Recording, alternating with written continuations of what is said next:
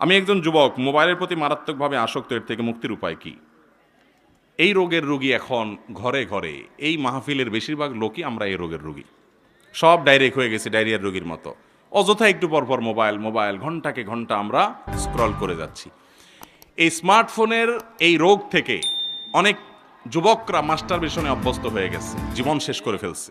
এই মোবাইল ফোনের অতিরিক্ত ব্যবহার, নিয়ন্ত্রণহীন ব্যবহার থেকে অনেক যুবক পর্নোগ্রাফিতে আসক্ত হয়ে গেছে। তো এই রোগগুলো থেকে বাঁচার জন্য এবং মোবাইলের এই নেশা থেকে বাঁচার জন্য আমি সবসময় বলি, একটা মহৌষধ আছে। সেই মহৌষধটা হলো স্মার্টফোনটা কোথাও বিক্রি করে দিয়ে বা কাউকে একেবারে দিয়ে একটা বাটনওয়ালা ফোন নেবেন 6 মাসের জন্য। কয় মাসের জন্য? 6 মাস। নফস তো মানতে চাবে না, বলবে পাগল হয়েছিস তুই, এই ফোন ছাড়া বাঁচবো আমি? এই জন্য নফসরে বলবেন না, পুরা জীবনের জন্য না, তো মাত্র 6 মাস। এটা ফুসলেয়া ফাসলেয়া মনকে রাজি করাবেন যে 6 মাসের জন্য আমি বাটনে যাচ্ছি। সবারে বলে দিবেন যে আমার মেসেঞ্জার টেসেঞ্জার নাই দোস্ত, ফোনে পাবা। এই বাটনওয়ালা সেট যদি 6 মাস ব্যবহার করতে পারেন, স্মার্টফোনের ধারে কাছেও না যান, ফেসবুক আইডি সব যদি 3 তালাক দিয়ে রেখে দিতে পারেন 6 মাসের জন্য, দেখবেন ইনশাআল্লাহ নেশাটা কেটে গেছে। এরপর আপনি স্মার্টফোনে যাবেন কি না? উত্তর হলো, যতটুকু আপনি নিজেকে দূরে সরে রাখতে পারেন তত বেশি আপনার রোগের ট্রিটমেন্ট ভালো হবে। যত লম্বা টাইম করতে পারেন, 1 বছর যদি করতে পারেন আরও ভালো। এরপরে গেলেও ইনশাআল্লাহ নিয়ন্ত্রণ করার চেষ্টা করলে, নিয়ন্ত্রণ করার চেষ্টা এই করার মাধ্যমে আশা করা যায় নিয়ন্ত্রণ করতে পারবেন। এটা একটা মহৌষধ, এটা করতে হবে। আপনি সারাদিন মোবাইলে ডুবে থাকবেন আর আমাকে বলবেন হুজুর একটা দোয়া শিখাই দেন, যে দোয়া পড়লে আমার মোবাইলের আসক্তি উদাও হয়ে যাবে। এরকম কোনো দোয়া নাই। বুঝতে পারছেন কথা? প্রচণ্ড শীতে যদি রাতে স্বপ্নদোষ হয়, তাহলে ফরজ গোসল না করে নাপাকি স্থান ধুয়ে ফরজ নামাজ দাঁড়ানো যাবে কি না?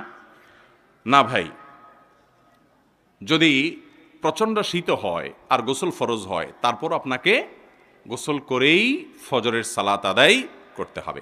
এক্ষেত্রে অনেকে লজ্জা পান যে এমন কোনো জায়গা আছেন, হয়তো বেড়াইতে গেছেন আর সেখানে দেখা গেলো যে গোসল ফরজ হয়ে গেছে, স্বপ্নদোষ হয়ে গেছে, এখন তিনি গোসল করতে গেলে সবাই জেনে যাবে, এই জন্য তুমি লজ্জা পান। এই লজ্জাটা হলো কুফুরির অঙ্গ, এটা কিন্তু ইমানের অঙ্গ না। সব লজ্জা ইমানের অঙ্গ না। যেই লজ্জা আপনাকে পাপ করতে বাধা দেয়, ওই লজ্জা ইমানের অঙ্গ।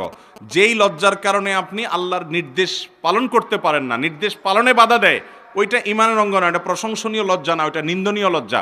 ওই লজ্জাকে জয় করতে হবে। আমাদের দেশে তো আকাম কুকাম করতে পারলে তাকে বলা হয় সাহসী, আছে না নাই?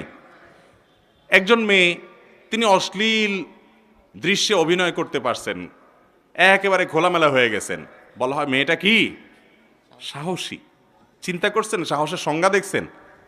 কাপড় চোপড় খেলে ফেলা যদি সাহসী হয়, তো দুনিয়ার সবচেয়ে বড় সাহসী হলো কুকুর বিড়াল, কারণ এদের শরীরে কিচ্ছু নেই, সবচেয়ে সাহসী, তাই না? সাহসের সংজ্ঞা দেখছেন? আল্লাহ তাআলা আমাদের হেফাজত থাকার তৌফিক দান করুন। তো ভাইরা আমার, এই জন্য এই যে আপনার ফরজ গোসল যে যা মনে করে করুক, কিসের লজ্জা? অবশ্যই আমি গোসল করে তারপরে ফরজ নামাজ আদায় করব, কোনো কাহিনী চলবে না।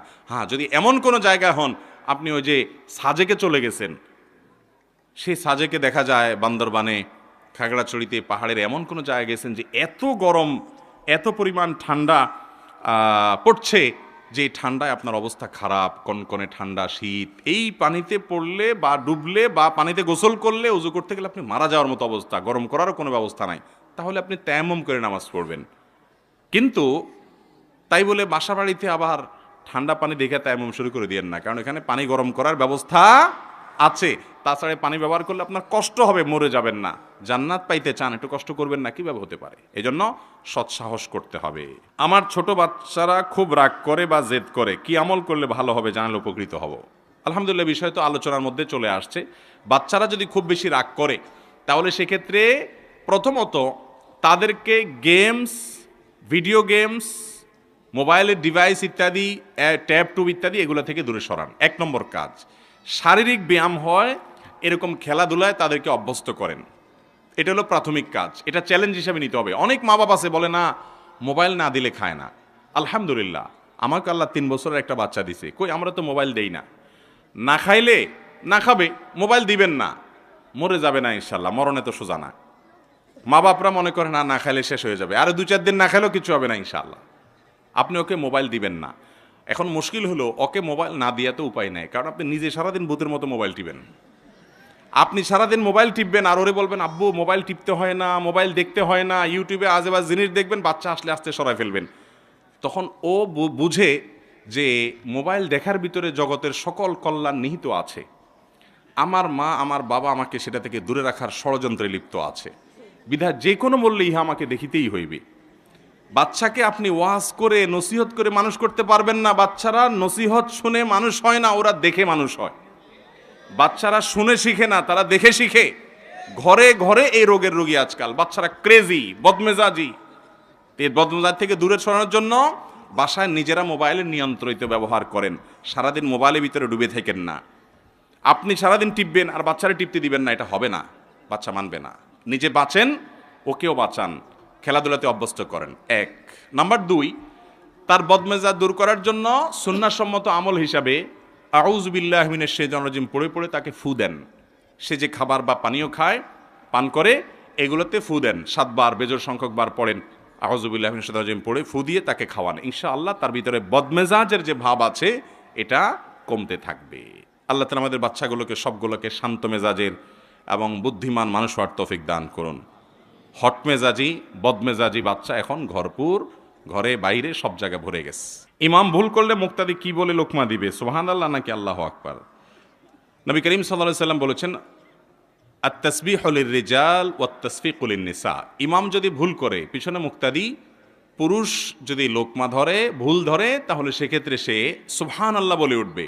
আর মহিলারা যদি ভুল ধরে তাহলে তারা এভাবে আওয়াজ করবে হাতের উপরে, হ্যাঁ, হাতের পিঠের উপরে আরেক হাত দিয়ে বাড়ি দিবে, তালির মতো করে আওয়াজ করবে। তাহলে ইমাম সাহেব বুঝবে যে তার ভুল হচ্ছে। সুবহানাল্লাহ বলবেন যে এটাই এই জায়গায় যুক্তিযুক্ত, কারণ সুবহানাল্লাহ বলা হয় আশ্চর্যজনক কিছু দেখলে। আরে দ্বিতীয় রাকাতে ইমাম সাহেব বসে কথা, হুজুর দাঁড়ায় গেছে, আশ্চর্য কথা, সুবহানাল্লাহ, এটা এই জায়গা। আল্লাহু আকবার তো বড় কিছু অর্জন হলে তখন বলতে হয় কি আল্লাহু আকবার। ইমাম সাহেব বসে নাই, না বসে দাঁড়ায় গেছে, আপনি বলেন আল্লাহু আকবার, মানে বড় কিছু অর্জন হয়ে গেছে, আসলে কিছু অর্জন হয় নাই। এ জায়গায় বলতে হবে কি সুবহানাল্লাহ। বেশিরভাগ লোকই আমাদের দেশে দেখা যায় লোকমা দিতে গিয়ে কি বলে আল্লাহু আকবার, অথচ বলতে হবে সুবহানাল্লাহ। চুল কালার করে এটা উত্তর গেছে। ফজরের সময় তাহিয়াতুল মসজিদ ও 2 রাকাত সুন্নত নামাজ কি একসাথে পড়া যাবে নাকি আলাদা আলাদা করে আদায় করতে হবে?